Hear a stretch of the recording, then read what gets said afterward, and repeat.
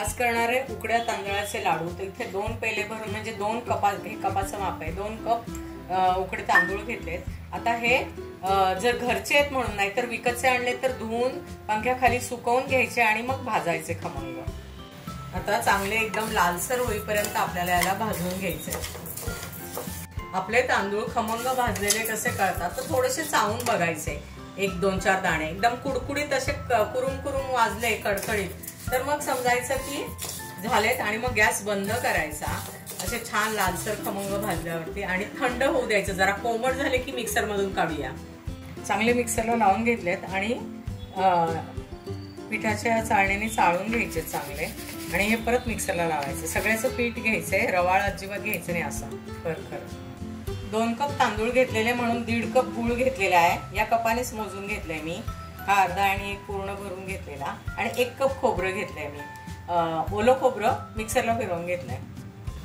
4-5 चमचे तूप घालून घ्यायचं।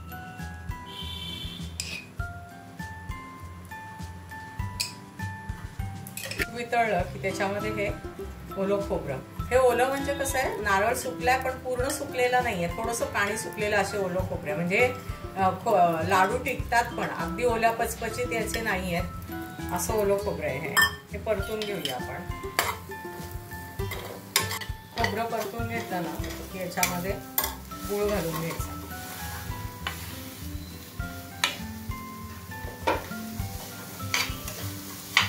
ओला नारळ घेतला ना की त्यामुळे बघा असं गुळाला असं पाणी सुटलंय। त्याच्यामध्ये थोडंसं चिमूटभर मीठ घातलंय आणि वेलची पूड घालूया जी साखरेत दळलेली आहे।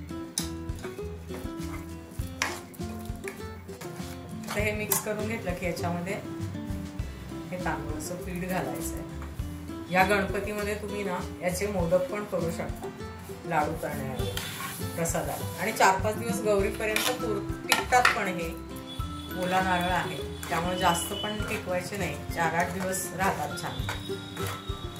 पीठ छान मिक्स करून घ्यायचं, हे एकजीव झालं की गॅस बंद करून टाकायचा आणि याचे लाडू वळून घ्यायचे। आणि समजा थंड झालं, नाही वळले गेले तर तूप घालून मिक्सरला फिरवून खूप छान वळले जातात, तर तसे करायचे। पण मी हे पटपट वळून घेते आता कोमट झाले। असे पटपट गरम गरमच लाडू बांधून घ्यायचे मस्त।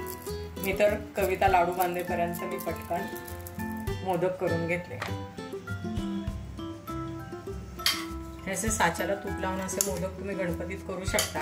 ह्याच्यात पण तेच आहे, खोबरं आहे, गुळ आहे, तांदूळाचं पीठ आहे, त्यामुळं लाडू करा, मोदक करा, काही करू शकता आणि झटपट होणारे आहेत। हे पीठ तुम्ही कायम असं स्वरूपी घरामध्ये ठेवलत ना भाजून की तुम्हाला ऐनवेळी केव्हाही नुसतं खोबरं त्याच्यात मिक्सर मधून काढायचं, तुम्हाला खोवायला नाही झालं तर, आणि गुळ घालायचं आणि पटपट झटपट तुम्हाला होणारे लाडू आहेत हे। मुलांना ट्रिपसाठी किंवा कशाहीसाठी स्वीट पटकन काहीतरी हवं असेल तर तुम्ही असे हे गोडाचे लाडू करू शकता केव्हाही, एनी टाइम।